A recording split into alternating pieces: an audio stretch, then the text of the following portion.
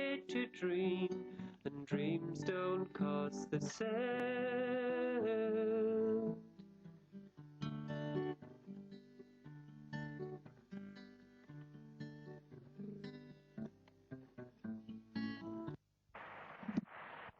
Chorley, Lancashire mill town and mining community, and the clatter of clogs on cobblestones.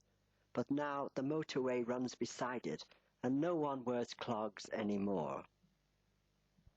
The old workhouse bridge leading to the workhouse, the old cotton mill shut down.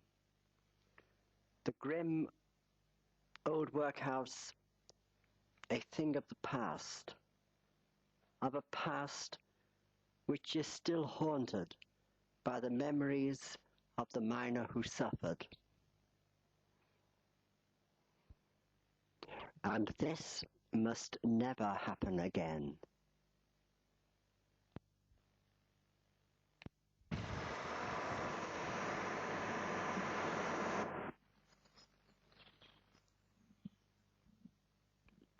The haunting beauty of the Yorkshire Dales and the double bridge at Gargrave on a dank and misty December morning, which the winter sun could not penetrate.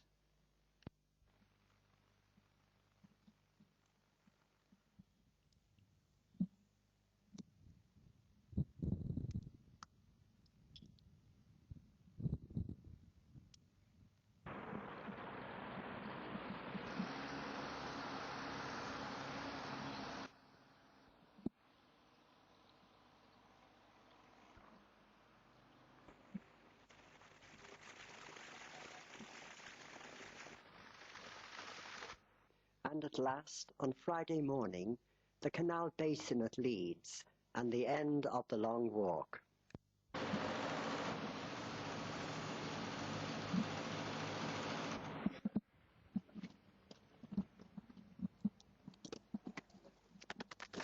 Welcome home.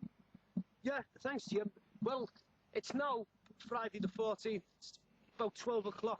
We expect to be in Leeds City Centre in about an hour's time, where there'll be a reception committee comprising of Leeds City councillors, South Yorkshire County councillors, there'll be some miners there, and obviously some people from the Leeds support group. The accommodation we've stayed at has been absolutely fantastic. Not only the accommodation, but the hospitality and the comradeship which has been shown to us. We stayed the first night in our own homes in Kirkby. The second night we stayed in Chorley with the Chorley Wives Miners Support Group. The third night we stayed in Burnley with the Burnley Support Group, and last night we stayed by courtesy of the Roman Catholic Church in St Monica's Youth Hostel. Again, the reception there was absolutely tremendous. We've averaged 19.5 miles per day, but today we're only doing 9 miles because of the tight schedule we've got to keep. We've been averaging just over 4 miles an hour, and at times we've timed it on random occasions that we've been doing between 113 and 120 paces to the minute, which more than equalises what the Durham Light Infantry do at their best. The experience has been absolutely tremendous. The comradeship and the spirit which have been built up amongst all the marches has been absolutely tremendous. And I can't emphasise enough, you know, we've only been through this for a week, and the miners have been going through this now for over 10 months. The courage and solidarity which we hand out to these people. Now, I would like to mention, I did phone back to Kirkby Unemployed Centre this morning, and what we have managed to raise with the walk and the related activities is £3,655. Now, obviously, that money will be used to try and alleviate as best we can the suffering and the hardship that the striking miners' family will feel over Christmas. Now, having said that, I am footsore, physically tired, but that amount of money has raised my spirits tremendously, and I just hope that these miners win this struggle, not only for themselves, not only for their own communities, but for future generations to come, and to plant that idea in everybody's mind that work is a right, and that right should be given to working people in this country. Okay. Right. Well, here we are at Leeds, and I can't say I'm sorry. It's been an excellent experience right the way along. The lads have, you know, put their heart and souls into this, and every time they've indicated that they're going to flag, well, all we just start thinking about is these miners who've been out on strike for many months, and the families and the suffering that they must be going through, you know. The likes of this is nonsense compared to what they must be going through. We just hope, Tony has told you how much money has been raised, and that's far exceeded what we originally hoped for, you know. And it just shows you the will and the spirit that does exist to help the miners, you know. All along the way we've experienced nothing but help, assistance and encouragement from many, many people. Okay. Well, I'm glad we've done the job, got it done. I'd just like to say I'm made up. No, hang on, start again. No, right. Well, we finished the work, and I'd like to say that most of us here are unemployed.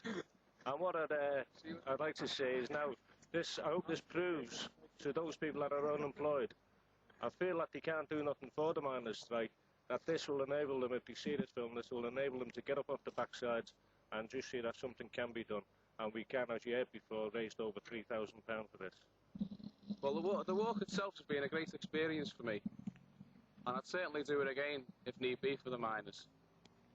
And I'd also like to say thanks to the people along the way who've shown great hospitality in putting us up.